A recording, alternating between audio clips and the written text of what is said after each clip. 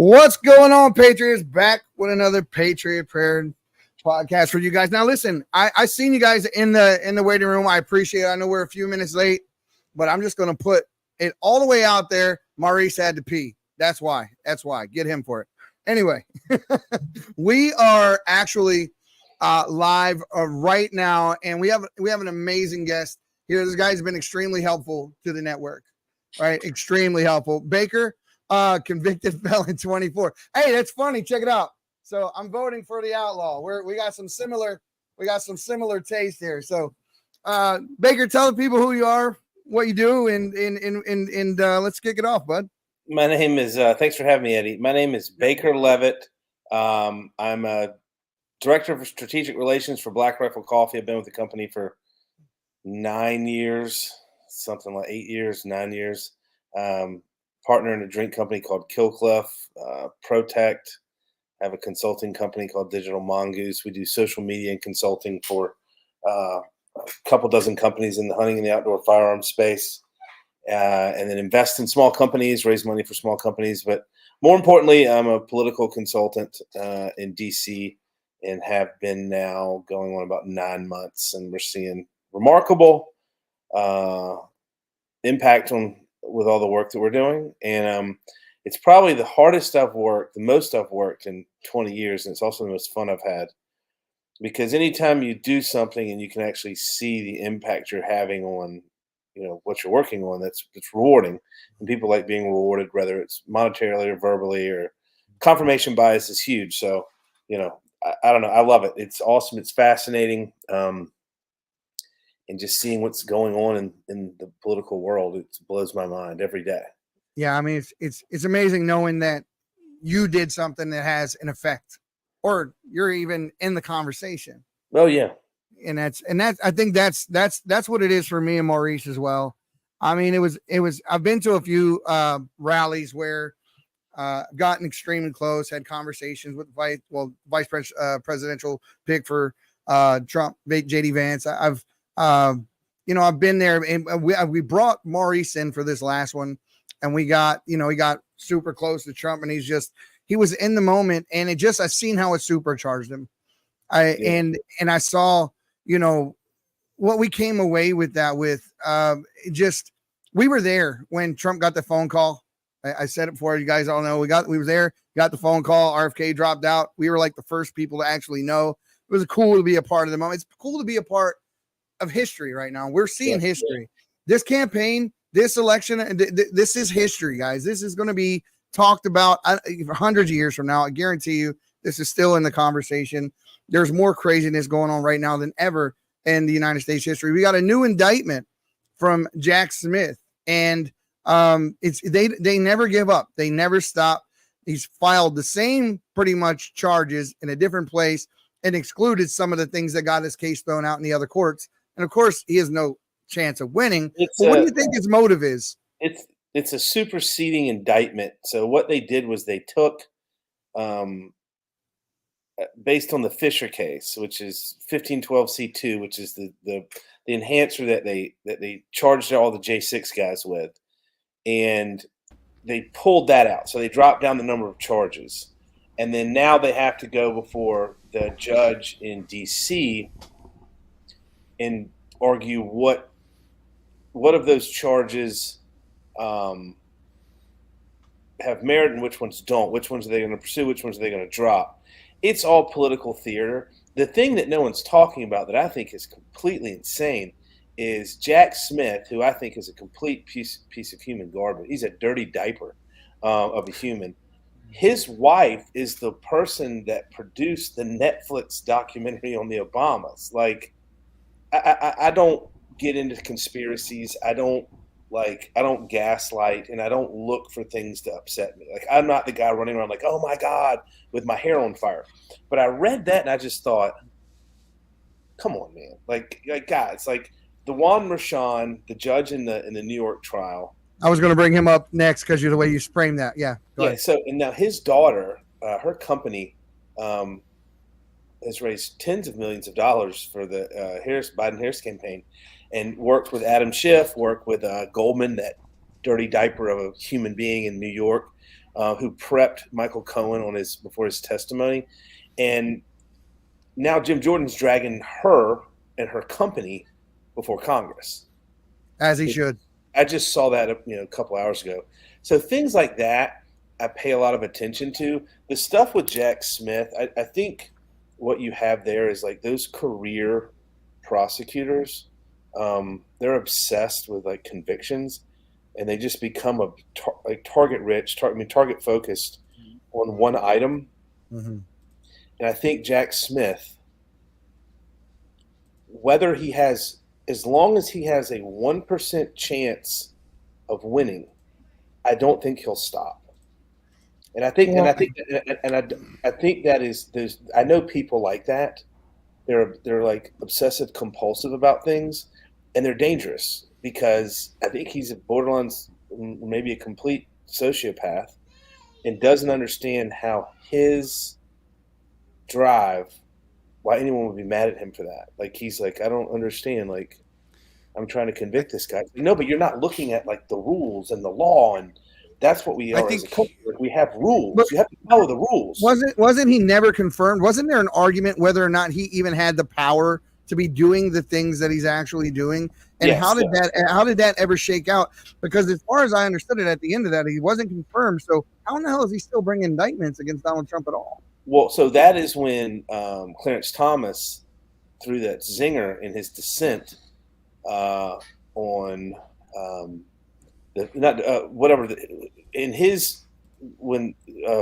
Clarence Thomas's opinion on the Fisher case. He even said, like, is Jack Smith even allowed to be? Is he an actual special prosecutor? Because you can't just wave a magic wand and say, "Oh, you're a special prosecutor." Exactly. There's rules, like, and there's a systems and a process to becoming it. And I'm not an attorney, like there was for Mueller, like there was for Starr back in the day, and so forth. Yeah.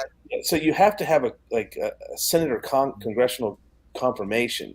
Correct. And then it's not an unlimited budget. Like, you can't just spend as much money as you want. Like, there's rules, and they've violated all that. Like, so the thing that's like super depressing, man, is like when I was a kid growing up in Georgia, is where I'm from. I always thought that like the G-men and like the FBI and the DOJ and like those guys were just they were just air quotes nerds, and all they ever wanted to do was get to the truth and serve their country. And like that was the light that everyone looked up to. Like, these are the pure guys that are out there, good versus evil. They're not corruptible. They're not about money. Mm-hmm. Boy, was I wrong. Yeah. What a bunch of dirty diapers, man. Like, that's all those guys are is a nasty, shit-filled diaper in a parking lot at a Denny's. That is how I think. When I think of that, that's what I think of. Those people, that nasty, waterlogged, doo-doo-ass diaper. That's what those people are to me. It's really unfortunate that they've been that way. It's really unfortunate. It's unfortunate that they've been that way for a long time too. One of the realizations that I had to come to grips with when I first started really questioning the narratives I was being told was that these people that are in power are not only out for themselves, but they do not care about you at all, and they'll say anything and everything to achieve their goals. Yeah, with Jack Smith. Power. Yeah. With Jack Smith, I believe that he received his marching orders. I can't say for sure that if they have blackmail or something on him, that's always something that lingers in the back of my mind ever since Epstein was prosecuted. Well, actually, he wasn't really prosecuted. Ever since the whole Epstein thing happened, that's always in the back of my mind. But it sure seems like he received his marching orders, and that whatever he's doing right now and what he's been doing is because he's more scared of what will be done to him if he doesn't. I completely agree with that. It's like Oprah Winfrey. Why did Oprah Winfrey donate $150 million to Kamala Harris's campaign? Someone explain to me, why would Oprah do that? And here's my theory. Here's my theory. So I have a very, very close friend of mine that ran a hedge fund for many, many years in New York, and he's a very, very wealthy guy, and he runs in the biggest, richest circles in the country. And he said that he has a theory that a lot of the people like that, they're allowed to become that wealthy. You don't get that wealthy just by hook and, by working hard. Like, you're allowed to become that wealthy. And um, he thinks that, you're cruising along and all of a sudden the phone rings one day and it's like, hey man, you're up. We need you to do something. And that's why I think people like Reid Hoffman, who funded the E. Jean Carroll lawsuit, he funded the Dominion voting rights lawsuit against Fox. You see the Oprahs of the world come up and make a $150 million donation. Like, I get it. Like, if it were Obama, I could see Oprah making a massive donation, because what we thought we knew about Obama in the very beginning is obviously not true. But like, Kamala is a dipshit. Like, she doesn't have independent thought. She's not able to express thought. She doesn't have, like, I honestly, I don't think she has an internal monologue in her head. There's your thing. There's your thing, Maurice. You nailed it. Maurice is always on about the internal monologue and about, how he believes the left are people that are easily brainwashed, or those that are not capable of critical thought because they don't have an inner monologue. Well, there's like 40% of the population does not have an internal monologue, which when I read that within like the past year, and like my head almost rolled off my body. I was like, I tell you what, it's a blessing and a curse, because I wish I could shut it off sometimes. Oh, dude, 10 o'clock at night, man, wouldn't life get easy? Yeah. I'm telling you, wouldn't life get a lot easier? But yeah. But then we'd be Democrats. Yeah, Maurice, I think exactly.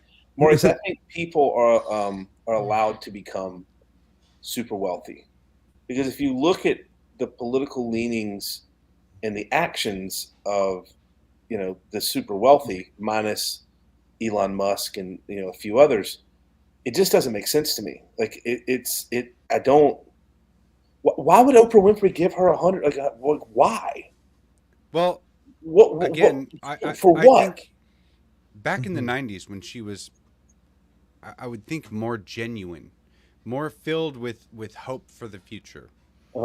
She actually was interviewing Donald Trump. I'm sure you she wanted to be his VP. Probably seen this. Yeah. Well, you guys have probably seen her interviewing Trump and saying this sounds presidential. Are you going to run as president? And that was back when she was actually investigating. Maybe not investigating, but interviewing in a more genuine fashion. Now she is completely compromised and so separated from the general populace. I mean, if you compare her donation to Kamala Harris from the fundraiser that her and The Rock started for Maui, like, if she actually cared about the American people, right? The fundraiser that her and The Rock started for Maui, it ended up being like $5 million. Yet she donated 30 times the total amount that was fundraised for Maui to Kamala Harris. If she cared about the American people, she would have donated that money to Maui to help rebuild it. But she's part of a different class now. She does not see herself as an equal to me. She looks at me in disgust. She looks at me as a lesser. I don't know that she looks at you in disgust. I don't think that she acknowledges that you're alive. Yeah. Like, I don't think she has. You're not conferred personhood. Yeah, I don't think you're at a certain level. Animus. I don't think she has animus to the common man. I just don't think that she has a thought about the common man. Like, you know what I mean?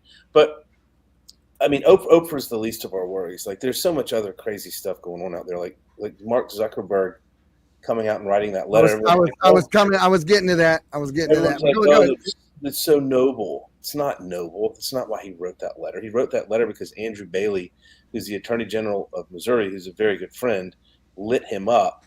Missouri's suing Meta, and it was all discovered. It was all they found all that during discovery, and it was going to come out. So he's trying to cut it off at the pass. Don't think for a second that Mark Zuckerberg was like, you know what? By golly, USA. No. Now, I will tell you this. He started surfing. He started spending a lot of time in Hawaii. Started surfing. Built an underground bunker out there, from my understanding. And then he started BJJ. Okay. And then he started kind of messing with cattle, raising his own beef. and He's got a tan experimenting now with too. huh? He's got a He what? tan now too. Yeah. And so it's like, oh wait a minute, so you're doing some kind of dude stuff, doing some bro stuff out there, and your political leanings are shifting. Color me surprised. Like you get away from all those tech nerds out in Silicon Valley, and you start doing manly stuff, dude stuff, and your leanings kind of start to shift a little bit. Oh, color me surprised. But listen, don't think for a second that that he did that out of the kindness of his heart or because Vivek told him to. Well, No. wasn't there's a headline No. out right now that says Trump said he could spend the rest of his life in prison for the election tampering that he did. Well, I would say that is. I'm going to put that in the bucket of stupid shit that Trump says. I love Trump. Donald Trump, his son, is a very close friend of mine. Donald Trump says things that are stupid sometimes, and I would say that to his face. So do I. So do I. Yeah. So does Eddie. Eddie does it all the time. We all do. Eddie does it more than all of us. Yeah. Oh So, my God, Jesus, give me a break here. but when he went after Brian Kemp, I live in Florida. I'm a Georgia boy. I'm from Georgia. I grew up in Georgia, born and I raised. just recently heard him go after Kemp when I was at the Atlanta rally. I went to the University of Georgia. The lieutenant governor was in my fraternity. Burt Jones was a friend of mine. I actually have Burt Jones' number. We were talking there at the rally. Yeah, that's awesome. So he goes after Brian Kemp, and I was like, what a dumbass! Like Brian Kemp is loved in the state of Georgia, and you're attacking the governor. Like, what is wrong with you? Boy, was I wrong. Look at what Brian Kemp's doing now. Brian Kemp is guess who's going to have a very, very fair and transparent election in their state? Georgia. And it's because he lit Brian Kemp up. Yep.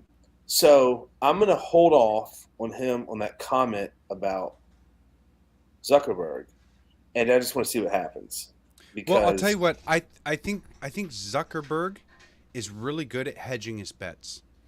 That's one of the reasons why he's become so successful. I agree with you that people are allowed to become successful, but he's also really good at hedging his bets. Back in 2020, he hedged his bet that Biden was going to win. He also helped influence it like crazy, but he was hedging his bet. If now he's doing this, it almost makes me feel like he's hedging his bet that Trump is going to win and that he wants to win favor for Trump. So but if he's hedging his bet that Trump... Go ahead. Maurice, I agree with that, Maurice. No, I think that's common. That's a common sense approach, Maurice. For sure. But I do agree. But I think there was something that prompted that. Like, I think I think he was like, I think Trump's going to win. I want to be on, in his favor. I don't want to deal with the next 4 years of my life getting sued every other week by the Department of Justice. But then I think that the thing with Andrew Bailey, the lawsuit brought by the state of Missouri, was like, I'm gonna hedge now.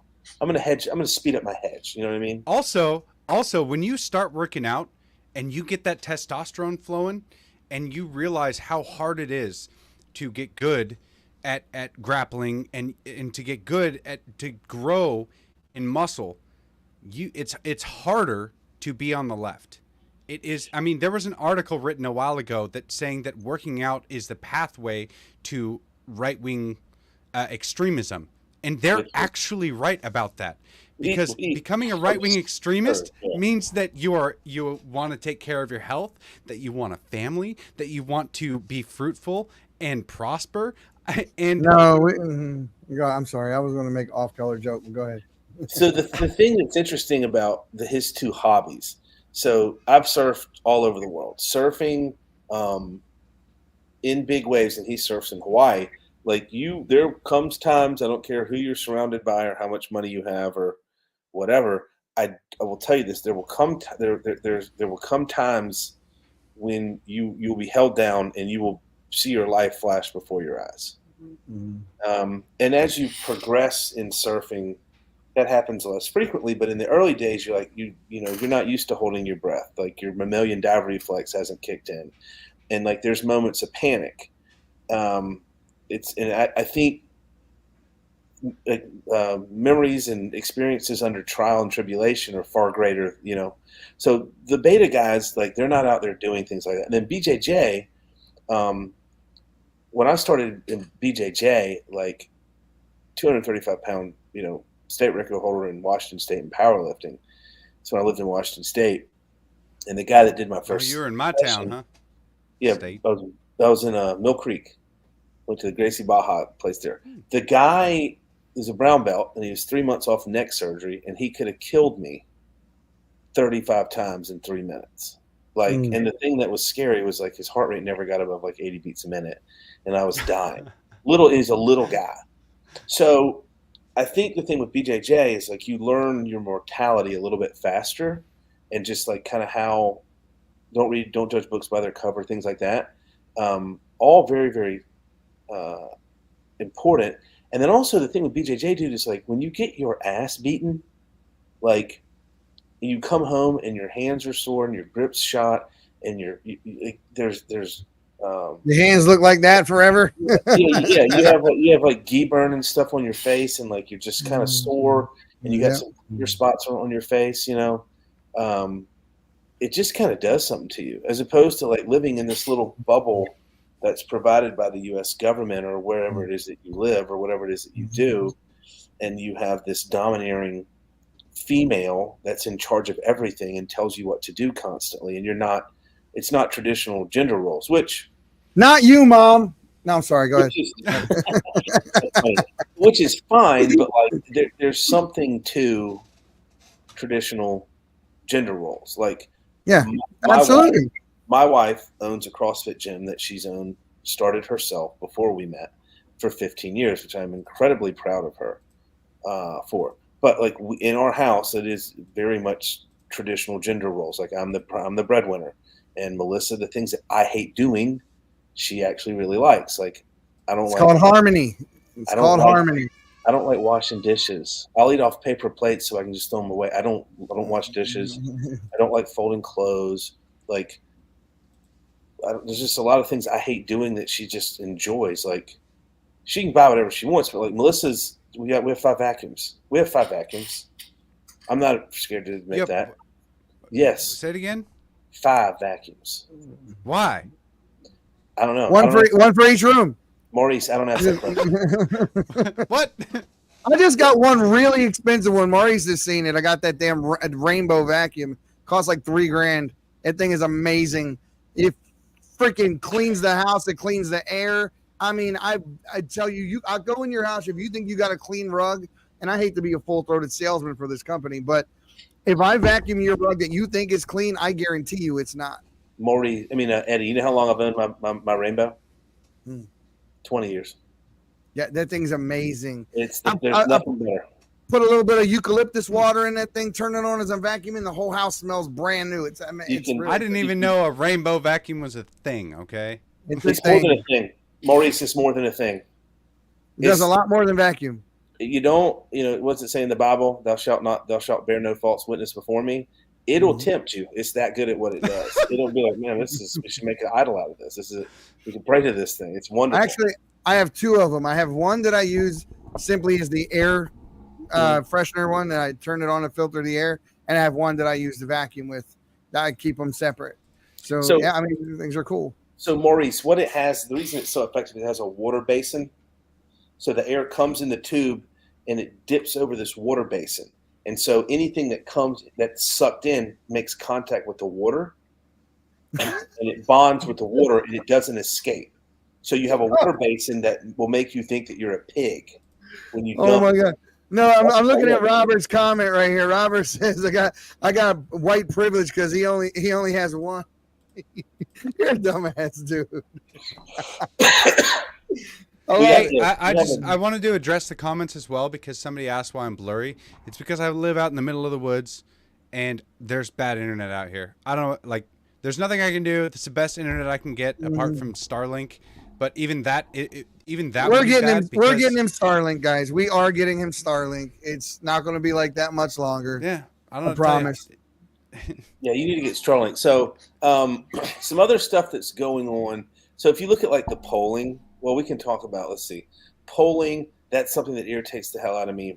A lot of these polls, like there was an independent poll that was D plus 15 that they're tied in, which means that Trump's kicking her butt in independents in Michigan. So, like, people listening, when you see these polls, make sure you understand what the index on the poll is. Most of the polls, most of the polls are D plus something. So explain the ratings, would you? yeah. So if we go to Los Angeles, or we'll say Montana, okay, Trump won Montana by 20%, something like that. So anything in Montana is going to be an R plus whatever.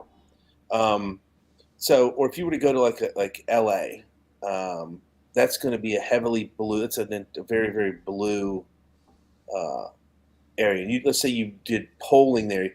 You have to look at like how many Democrats were polled, how many Republicans were polled, and how many independents were polled. And then you figure out what the percentage is of Democrats. So if it's like there's 13% more Democrats being polled, and then Kamala's tied in that poll, that's not good.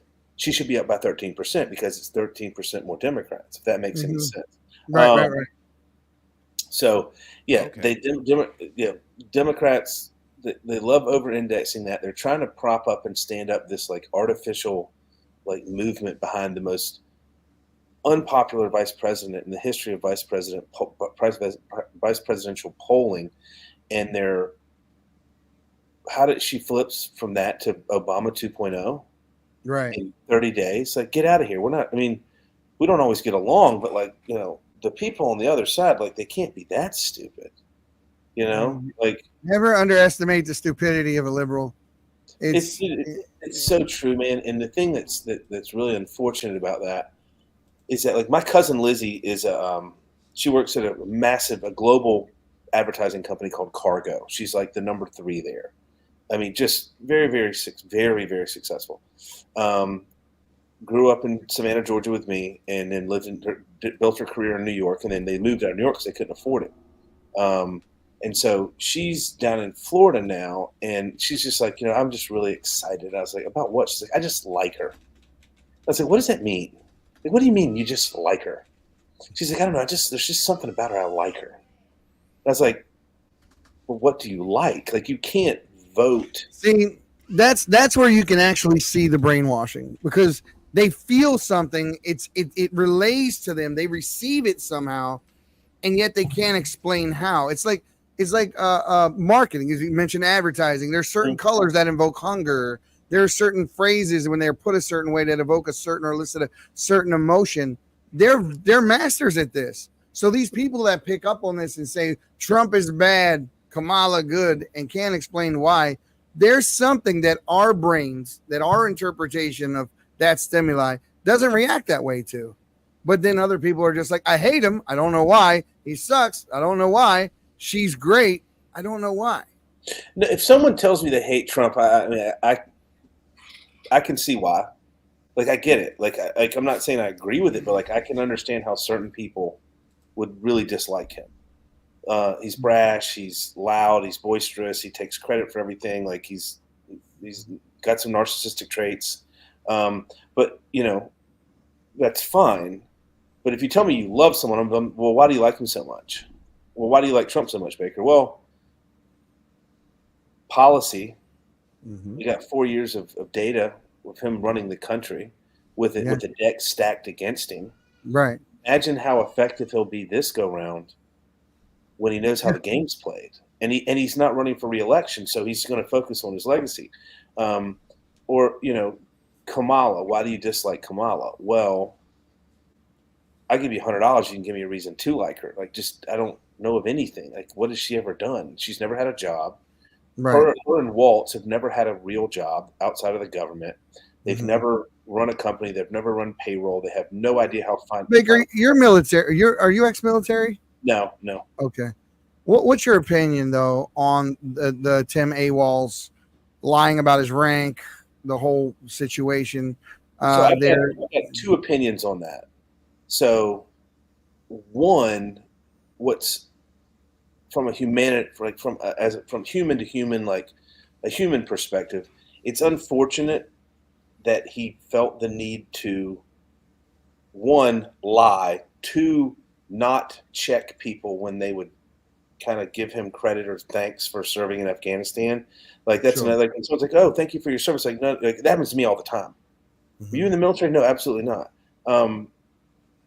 It's unfortunate. Like he lied. He felt the need to lie. He never felt the need to correct the record. His entire career is based on a casual relationship with the truth. And what's really unfortunate is that if he had never told one of those lies, he would still be in the same position he's in today. Because those were all meaningless lies. They didn't do anything. They didn't advance the ball. If you asked 1,000 people just a random 1,000 people say, what's the difference between an E8 and an E9? They'd look at you like you're crazy. Or if you were to say, hey, what's a command sergeant major? They'd be like, I don't know. I don't know what that is. Mm-hmm. So it's one of those like really stupid, pointless lies that just doesn't do anything. And then if you look at his, state champion high school football coach, he was not a head coach ever. He was a volunteer defensive assistant coach. They didn't win a state championship, which is cool, but he was not the defensive coach. That's another lie. And then he has on his website that he won some Chamber of Commerce award in the state of Nebraska in 2006. And they just came out this week. They were like, remove this from your website immediately. We don't know who you are. You've never won this award. There's just this long list of. So he has no integrity, right? We can all agree this guy has zero integrity. He's a compulsive liar. This is the same thing that Joe Biden did back when he was interviewed, and he was like, I graduated in top of my class. I graduated 3 degrees, and he rattled off all those things. It is a compulsive liar that doesn't actually have the integrity. So Eddie, you are spot on with this in saying that he has an agenda and he doesn't care how he gets to it. But let me ask you, Maurice, does the integrity part bother you more than, let's say, the clip of his wife smiling because the city was burning and she opened the windows so she could revel in the smell, or him saying that was a lie? I seen the video. I seen the actual video. Oh, you don't think she actually did it? Hell no. Of course not. So she made the story up to seem relevant, or what was the reason for her telling it? Pander to the initiative, to pander to, like. That's even worse. That's even worse. That means you'll do anything. If you're willing to make up that kind of a lie, there's no line you won't cross. These are holy, like entirely unserious people. Like, so I started consulting back in DC in February. And so my background is consumer packaged goods. And if you take a marketing campaign for a consumer packaged goods company, startup, there's no difference between that and a political campaign. They're the exact same thing. So I basically was taking my marketing background, we're applying those same principles to political campaigns. And what I learned, and I don't care who hears this, anyone in DC listens to this, I'll say it to their face.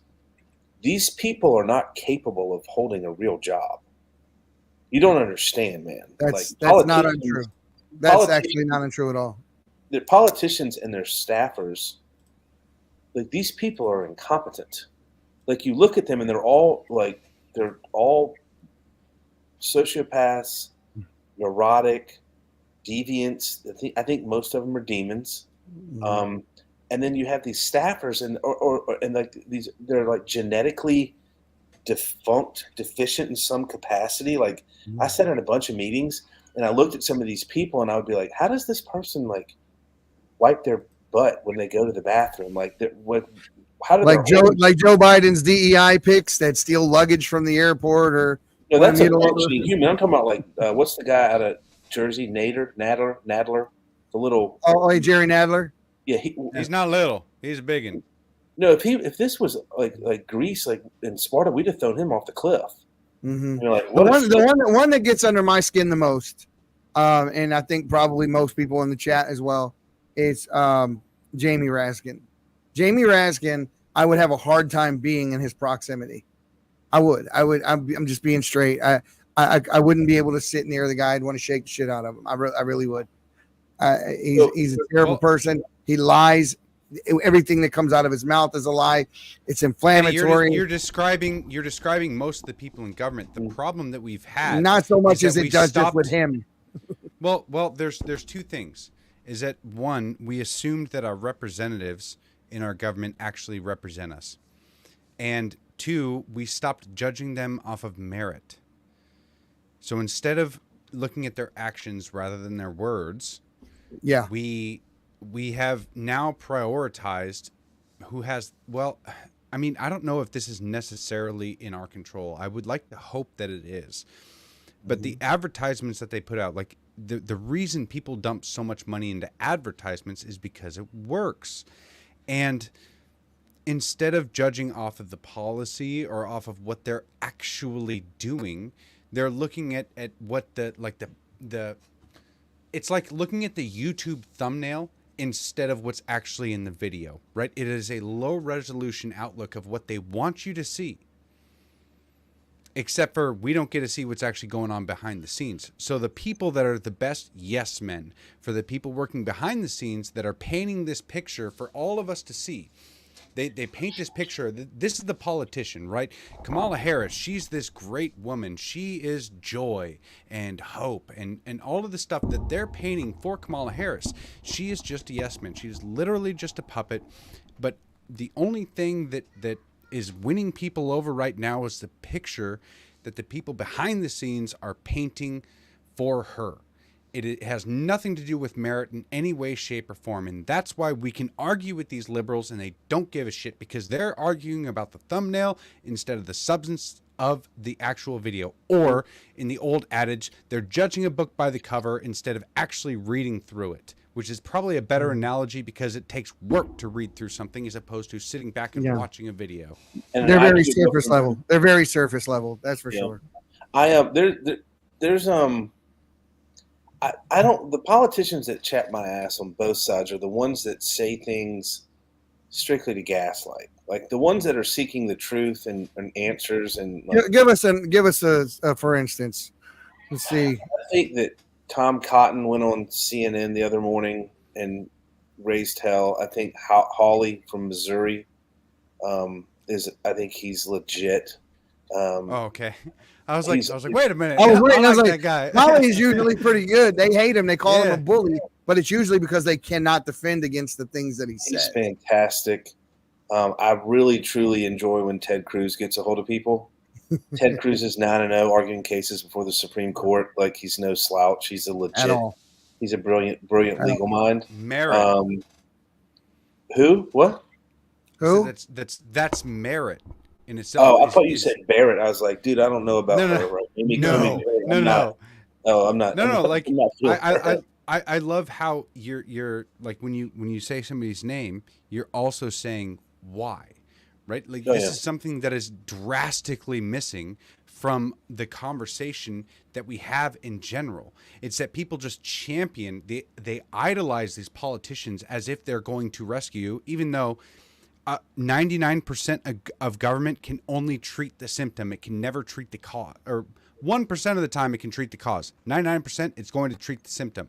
So we need to stop idolizing these people and actually understand that, you know what? I don't want to go down this whole road. You were going down a point.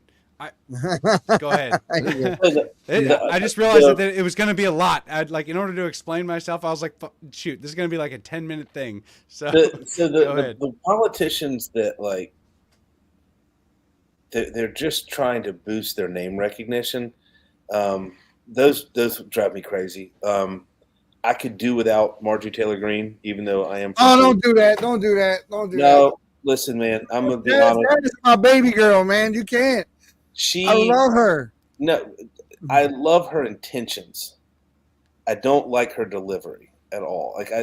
She's pissed off, man. She's mad. No, she's. But what she's done is she's alienated herself, and when you call there's the saying, squeaky wheel gets the oil. Sure, yeah. A lot of times nowadays the squeaky wheel gets replaced. Maurice, when tires squeak, you replace them. That's your job. But I think that Marjorie Taylor Greene, her heart's in the right place. I think her head's in the right place. I just think her delivery needs to be tightened up. Mhm. because ultimately, I think if she was a little bit more of a statesman, I think she could accomplish a lot more. You know what I You know mean? what? Because No. The I mean, beautiful there's something to be said there, but she is on defense a lot. I mean, they attack her quite a bit. I mean, just Well- like Trump. Trump is always inflammatory and whatnot like that, but Trump is usually just defending himself against the other things that people say. but If you even if you ask, like, let's say, like my Echo device right here, if I ask it about Marjorie Taylor Greene, it literally Amazon has designed these things to say she's a conspiracy theorist. Like, this is how they've hold on, built. she was a conspiracy theorist, and then they all came true, and they're not conspiracies anymore. I you just know? Alexa, who is Marjorie Taylor Greene? Marjorie Taylor Greene, I can't believe he asked those sometimes things in there. referred to by her initials MTG, is an American far-right politician, businesswoman, and conspiracy theorist who has been the U.S. representative So, for Georgia's Alexa, 14th You know pause. what? It All right, literally hang says on, she's a Eddie. conspiracy theorist. So, like, Yes. I think MTG could. I think she could tighten it up, and I think she could accomplish a lot more. Because I don't think in DC, like, there's something to be said when people take you seriously in life. And I'm glad you mentioned the thing about Trump. Trump goes on the attack. Trump, if you read his book Art of the Deal, what Yes. he's doing today, he has been doing his entire life. He's been doing it his entire career. He and Ed Koch fought in the newspapers for he was mayor of New York for 30 years. Like, this is what Trump does. And when politicians try to emulate Trump, that's when they run into problems. Trump is one of one. Okay, look at Ron DeSantis, my governor, who I adore. Ron DeSantis had no business running for throwing his hat in the ring this election cycle. Thank you. Thank So, you. do you know He why? really hurt himself. He hurt himself You know why? because he was the heir apparent. No, because his campaign managers. This is how DC works. His campaign managers, if he did not run, they wouldn't have made any money. You see what I'm saying? I wondered who was in his ear. Yes, I honestly, God, I wonder. I always figured like there's some conversation that took place in some dark corner somewhere that said, "Hey, we need you to get in there. You're the next popular one. We need to dethrone Trump." And there was bad money behind him. Whatever. I didn't know. I could only surmise, but it didn't make sense. His campaign managers, if they sat out this election cycle, they wouldn't have gotten paid. That's how they make money on running political campaigns. So they talked him into running. He took Trump's approach, being an attack dog. He was talking with his hands. He was trying to copy Trump. You will never, ever beat Donald Trump at anything trying to be like Donald Trump. That's absurd. No. So, but if you listen to DeSantis now, he's the best, most clear, most concise, most presidential statesman in the political spectrum. He is amazing. There's a Twitter account that covers Florida politics, and it does all of his speeches. He doesn't do the hand thing. He doesn't try to sound like Trump. He talks like himself and does his thing. And he Does is he still have Lifson issues? I'll never get over that. I will never get over that. That drives me crazy.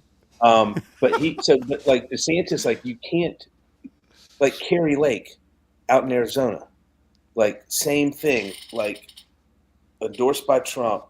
These people, they get endorsed by Trump and they feel like they have to behave a certain way to maintain his endorsement, and it's just not necessary, in my opinion. Be you, and there's definitely something to that. Carrie Lake has always been a fighter, though.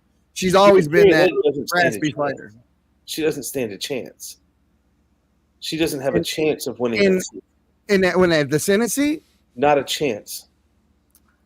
Really? What Not is a she pulling? snowball's chance. Here's the unfortunate part. That's the only candidate that could run against that guy and lose. Like, you can say whatever people. It's unfortunate. People can say whatever they want. Well, so no one wanted to go up against the Trump machine. So Carrie Lake, she lost the race for governor. She's I hope she wins. I'm not saying I want her to win. I don't. She's trailing by 7 points. Dude, she's trailing by 4 points on another one. She's trailing by 4 to 7. We'll call it 5. We'll call it 4. She's trailing by 4 points against a scumbag. Mm-hmm. She's so bad. I guess in the eyes of Arizona, I don't know her, that the sheriff's office that endorsed Trump endorsed her opponent yesterday. Well, Do you here's think the this thing is that a I know problem about. with, Go ahead. with women in politics, or like as being like seen as a leader? Because I know that like Marjorie Taylor Greene, right? I don't think her issue is exactly what she does. Like, I feel like she is the type of person that opens a door for a more articulate person with the same exact views. Like, I don't really think that she necessarily has bad views or anything, but I honestly believe that people are more open to voting for a man. Like, Oh yeah, Carrie Lake is having a difficult time with this. I mean, But I feel like people don't take her seriously. I mean, she says a here's lot the of really good problem. things. She's smart. She is. But here's the problem. Arizona politics are the most corrupt in the entire country. More corrupt than Chicago, more corrupt than any state in the We went entire into union. this. It's the truth. It is the absolute truth. Where there's cartel money, the things that Thaler and Harris absolutely proved, all the way to the ousting of Liz Harris, to the denial of all of the money that was received by the legislature there, the fact that that Ben Toma owned the election company, the Runbeck election services and Precision Arrow. Like, you can't get this is, and those are Republicans. So that place is dirty. It's dirty, and it needs to be cleaned up. what, Arizona politics? Yes, Yeah. yes. So, back to Margie Taylor Greene. One thing I just remembered. So, like, Margie Taylor Greene, like, when she goes into these committee hearings, like, I just think she's looking for a soundbite, like, and maybe that's what the people in her district That's want. definitely part of the problem. You're absolutely right about that. Is that a lot of our politics is about creating sound bites, and she does And it's have just some of gotcha them. moments. You They got just some want agreement. You got some agreement in the chat. See, I think to a degree, I think everybody's looking for a soundbite. I mean, you're always running, right? I think as a politician, when you're in politics, you're always running. You're always campaigning. It's name recognition. That's all anyone's she- looking for is name recognition. Yeah, So- she may do it a little more than most. She's challenged probably a little more than most. I think. But I love when she just uses an expletive when she's attacked by the left. Go F yourself, like right there. I don't have You a gotta problem with love that. that. I like I it. absolutely, I love that. I absolutely love that. Yeah. It's yeah, not it- ad hominem. It's just like saying, hey, man, you can go screw yourself. yeah, I don't care. exactly. I don't mind that. I will tell you this. I'm excited about Trump, the whole the Unity Party thing he's working on. Like, I think that's kind of cool with, Elon, RFK Jr., Tulsi Gabbard. Got to get Rogan on now. I think Rogan's going to be the next domino to fall. They were trying to make a problem between Trump and Rogan for a while. They were putting all these headlines out. Rogan sued MSNBC or whoever made that video for $30 million. Filed a lawsuit against him. And he should have. Right. He definitely should have. Okay. Where he tried to say that he railed against Trump and that he wasn't endorsing Trump and then all the other media companies piled on and try to make something out of nothing. And listen, I'm a straight constitutionalist. I don't believe in compromising. I believe there's a good and there's evil. There's no gray area, black, white. That's simple. And that's just me. But I also believe in a country that allows everyone to have their own belief system, their own things, as long as they don't harm what the next person is or believes, and we all have our liberty. That's what it's designed for. We just need to get back to a point, which is why I agree with your sentiment that I like this unity party thing to a degree, because it brings things back to a point where we can disagree with someone and still have a conversation. And we've lost that ability. I mean, there are whole families that don't go to Thanksgiving together anymore. It's a collection of ideas. There's some things I don't want RFK Jr. anywhere near. Yeah, like the EPA. I want him to have half the EPA. Yeah.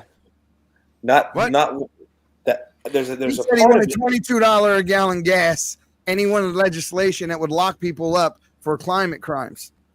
Like, I don't want him anywhere near there's that. some stuff in the EPA he could I do think, like, listen, if you're a power plant and you're dumping your waste into Okay, this much I agree with. This Yeah, much I we're agree. gonna- Yeah, like you're the gonna- the atrazine in the groundwater yeah, and all that, those studies that he brought up, I think they were very legitimate. And it was funny how Google took the time to ban him for Looks like saying Baker's that, got a point. not realizing that the NIH was the one who actually conducted the study. And now we wonder why people that consider themselves a transgender, non-binary, whatever, used to grow at a rate of 1 to 2% over a year or so. Now we're seeing growth in that same sector of people. That demographic is growing upwards of 5% a year when that's never been the case. What's the difference between then and now? Part of it is social engineering and indoctrination at the grade school level, the college level, just in society in general. And then part of it may be something that we're eating, drinking, or being exposed to. And that's just the reality of it. But we should ask the question, why? Why all of a sudden are these things occurring? And he got a lot of flack for asking the question and bringing legitimate scientific studies into the fray. And it just makes no sense to me why people don't want to even have these conversations. You know, I'll tell you one thing I'm actually kind of disappointed about with the this new power team that we've created is that all of them are 90s Democrats. And it worries me. That is true. I had this conversation years ago with my brother because he was saying that conservatism is just the Democrats of 20 years ago. And I kind of knew that because like one of the arguments that I had against people was that saying that like, well, Trump is literally a 90s Democrat. Like that's his policies haven't changed. That's what he's always said. Like his rhetoric has been consistent since the 90s. His policies have been consistent since the 90s. That's the same. I would say even further back. On. I've seen him have interviews in the 80s where he was saying the same thing. Then, but oh my god. Yeah. You know, I was born in 91. Baker is so funny that I'll have these references to these things that I'll say, and he won't have any idea what I'm talking about at all. He it just goes right past him. I forget about the gap, the age difference sometimes, and I'm saying things that he just wasn't around for. Maurice, keep this in mind. They things evolve and change over time. In today's day and age, things are changing rapidly. So, yes, they had some 90s Democratic leanings to them, but like RFK cut him loose in HHS, Health and Human Services. Yeah. Agreed. Let him go hog wild. The FDA as well. I'd be good with that. I'd love to see Tulsi Gabbard in the VA, taking on the VA. Yeah, you're not alone. I'd love to see Elon Musk, government efficiency. Like assign, like Vivek said, assign a number to every government employee and flip a coin. Heads, positive, tails, odds. And whatever it lands on, say, hey, if your number is an odd number, you're fired. If your number is an even number, you still have a job. Well, they can't say it's discrimination at that point, can they? Exactly. I'd love them to see, I want every ounce of DEI and ESG removed from all government offices. You got to get a lot of employees out of DC, and and then I'd love to see Vivek get a hold of the border. God, I'd love to see him get a hold of the border. Vivek is, we didn't know how to receive that guy at first, but he's completely won me over. And I said the same thing to Maurice about Tulsi. I was very skeptical at first when people switch parties, but she has completely gotten me won over. I believe her. Ask yourself this. Do you blame her? No. When people switch parties, be like, why wouldn't they switch? Also on Manchin, the senator from West Virginia. Joe Manchin. Yeah. I kind of like that guy. Who am I? But I would like to see. He skirted a few issues that I thought were like kind of wild. He was trying to play two ends against the middle. Yeah, and you're right about that. He did do that. The parent issue, and I mean there was a few things that he did. We have our one of our hosts, Nate Kane, that ran for Congress over there. He was the Uranium One whistleblower. He was endorsed by General Flynn in his race, and he's got probably a much more interesting take on Manchin. But I assume that this unity party thing that Trump was talking about, I assume that Joe Manchin is part of what he's talking about. I'm just assuming that was one of my guesses that Joe Manchin is involved there. Well, they said another Democrat. It might be that Dean Phillips guy who was the only Democrat that was willing to run against Joe Biden this election cycle. I think he's from Minnesota. There was a man, Jason something, I forget his last name, in America Samoa that ran against Biden and beat him in the caucus and never conceded the race. He actually won. I think there was the only place they couldn't throw him off the ticket was America Samoa. Mm-hmm. Now, I don't know about anyone else. I know other people tried, but the DNC threw him off the ticket. Yeah.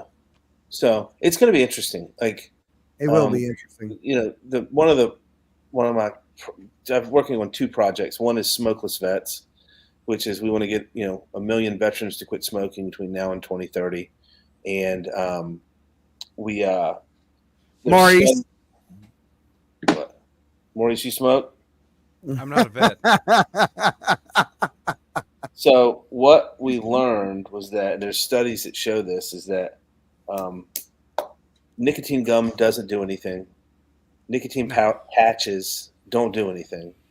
Lozenges don't do anything. And the only way to truly quit smoking is transitioning off of smoked tobacco onto smokeless forms of nicotine, vape, pouches, things like that. Those actually work quite well. Like what that Zen like stuff or whatever? Yeah, Zen or Velo. And because tobacco is what's bad for you. Nicotine is not bad for you at all. It's actually quite the opposite.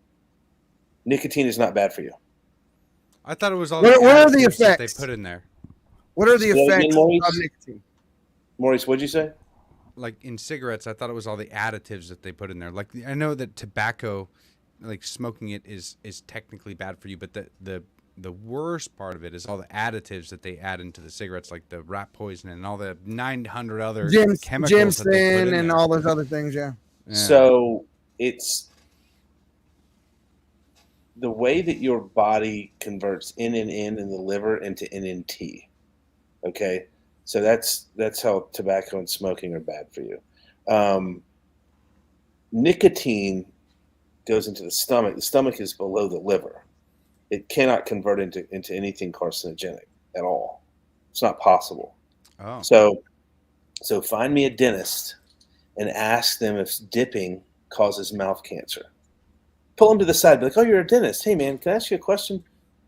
Does dipping cause mouth cancer?" I'm not going to tell anyone, but just tell me the truth. They'll be like, "No, it does not." There's no cases. There's no documented cases of that. Called what's that? Leukoplakia? But yeah, it doesn't do that for you. So anyway, the short-term effects I have it here, it says that, and this is weird because I never looked this up before, but increased alertness and euphoria, improved mood, increased heart rate and blood pressure, decreased appetite. I didn't know that it decreased your appetite. Nicotine is actually the opposite of bad for you. Mental acuity. Yeah, dude, I'm serious. Yeah. Tobacco, smoking tobacco is not good for you. Nicotine. Yeah, I mean, I agree, but and listen, dude, I don't have a problem with cigarette. I actually, to quote Tucker Carlson, I don't really think that there's anything better than that perfect whiff of a lit cigarette. Like there's just something about it. Yeah, he said that in his interview. I forget who he was being interviewed by, but yeah, they gave him. He showed up and they had his his dip and his all the stuff that he needed just to be there and be comfortable. Yeah. Yeah. So and then the other project I'm working on is voteforamerica.org. Vote the number 4america.org, and we're basically what we're doing is getting individuals to register to vote and confirm their registration. So if you I'm actually reading some of these comments. Yeah, nicotine's not bad for you. There's people in the I was wondering. I was like So no, but voteforamerica.org. We are getting people to register to vote, and we're getting people to confirm their registration. And it's not enough to vote. You have to take one. You got to connect with one person. It's the whole +1 model. Okay, so every single person that's listening to this, every person that's chatting, you guys have all interacted with multiple people today that have quit, that didn't vote in the last election. Every one of you, family member, co-worker, friend on social media, person you play games with online, someone that goes to your church, your prayer group, all that stuff. So you got to connect with them, because when people sit out the election, that's 2 votes for the other guy. Democrats aren't disenfranchised. It's the Republicans that are disenfranchised. And we have to do a better job of getting to the polls. And young males, we have to get our young males to vote. Our young men are not voting. And if our young men would vote, we could turn, and our firearms owners and our outdoorsmen and our hunters and our gun owners. Christians. Yeah, Christians. If they would all vote. Veterans. I was surprised at how many veterans don't vote. Dude, you guys blew my mind with that one. I could not believe that. So veterans, when you're in the military, it's very easy. They make it easy for you to vote. 77% of all active duty soldiers participate in elections. It's when they get out, that number drops to 33%. And a lot of them, they've looked underneath the skirt of the U.S. government. They don't like the way it smells. They've done their time. They don't trust the government, and they're disenfranchised. So I don't trust them. them. I will say this. You know, back to the Tim Walz and the stolen valor and his implied valor and all that stuff. And him just being a career pathological liar. Like, the dude's a sicko. Every person like that I know personally that I've run into face to face over the past week or couple weeks, I've always been like, hey man, like, what was your highest rank? They're like, E4, E6, whatever. And I was like, was there ever a time in your career when you didn't know what your rank was? And they look at me like I'm crazy. Like, absolutely not. No. I got a cool story about this when you're done. Never a day that I didn't know exactly what my rank was. And then you ask them, like, hey, did you ever have like any gray area as to your deployment in a combat theater? They're like, what are you talking about? No. I'm like, yeah, I'm just asking questions like this Tim Walz thing. They're like, no, he's full of shit. So you want to motivate veterans. Let someone lie about their service. They will eat their own faster than anything. Well, here's the thing. When you retire, your benefits are paid out to you monthly based on the rank that you retire on. I've never been in the military, but I know this for a fact. Mm-hmm. So this guy has been receiving benefits monthly since the day he retired based on his rank when he left. So there was never any confusion about why he received that amount of money and what rank he had. He was reminded every month when he got a check, every single month. This guy knew he intentionally lied. They tried to walk back the lie, and it doesn't make any sense. But it does go to his character. These guys have no integrity. They're not going to be good leaders. Everything they're telling you now is the same shit they told you before. You're not going to be taxed if you make less than $400,000. Does that sound familiar? Isn't that exactly what Biden said? It's exactly what Biden said. And they said, we're going to raise taxes 4 times. But Trump actually said it during the debate. They're going to end up hiking taxes more than 4 times what you're currently paying. And then everyone said that was a lie. The fact checkers all said that was a lie. And then here come this bombshell of unrealized capital gains taxes. And people don't understand how bad that actually is. So that's not constitutional. That'll never happen. It'll never pass. There's no effing way. I wouldn't say that. Look at all the intrusions on our gun rights. I mean, they will pass anything. The only reason that, like, when we say unconstitutional, we mean that people believe in the Constitution enough that they won't let this happen. But that is changing, and it's been changing. But they're to the point now where I believe that unconstitutional doesn't mean anything to them. And I'm not sure it will if they continue down this path. I agree with that, Eddie. I mean, with Maurice, but keep this in mind. The president doesn't have the authority to tax. That comes from Congress. Mm-hmm. So there ain't a congressman. He doesn't have the ability to unilaterally wage war without congressional approval either, but they do. When's the last time Congress waged war? Iraq. World War II? Iraq. Yeah, they voted on it when George Bush was in office, but not since. And we've done a lot. And there's just perception is power. Vietnam. And that's what I tell people all the time. If you believe someone has the power to do something, then they do. Right? The Constitution says there shall be no law made. When you're talking about the Second Amendment, no law made. That's pretty damn black and white. No law made. How many gun laws are there? The Constitution says there shall be no tax made upon your labor. How many taxes are there that you see when you get your paycheck, they're all right there. But the Constitution says the exact opposite. Yeah, but keep this in mind. There's 435 congressmen and 100 senators. Mm-hmm. What percentage of them increasing with the amount of legal immigration all the time? Yeah. What percent of them do you think would support tax on unrealized capital gains? Well, none of them, because none of them, because it would actually torpedo them unless they write out their own exemption. This is the thing that I'm worried about. Is like, good point. They can write out their own exemption. They did it. Yep. And then what? It's like, it is so frustrating because they continuously will pass laws that infringe on our rights because they see themselves as a separate class. And this is like, there are so many things that in our society that I think people are fundamentally misunderstanding, right? Like they say that back in 2020 with all the government lockdowns, Trump didn't do enough. Right. Well, the problem is that the change needs to come from the bottom up. And this is why I hammer so much on people needing to vote, is because people have become so disenfranchised and they abdicate their responsibility to the politicians. And they say, well, it was Obama's fault. Well, you know what? Some of it was, but most of it was our fault because we didn't do anything about it. We didn't vote. 33% of veterans that aren't active duty don't vote. 33% do vote. That means that 67% doesn't. And how many Christians don't vote?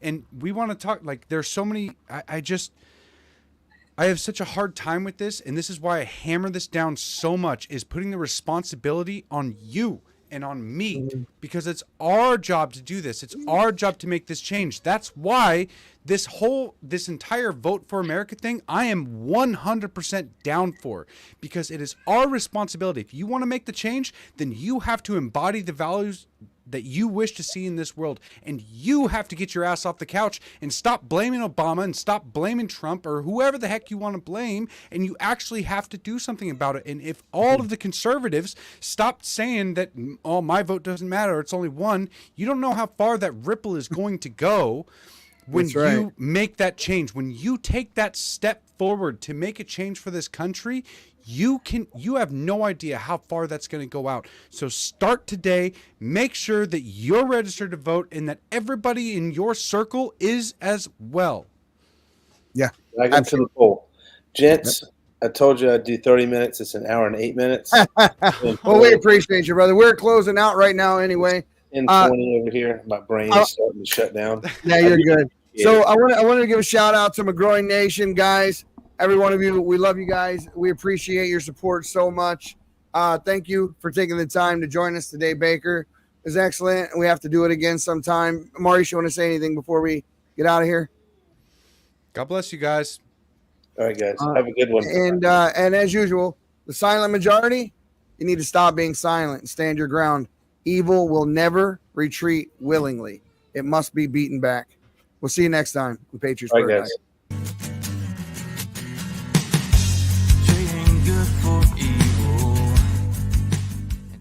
This is the Patriots Prayer Podcast. It's a tremendous show, one of the greatest shows in the history of the world. This is Bryson Gray, and you are watching the Patriots Prayer. Soon on the Patriots Prayer Network. Thank you all. America's fall.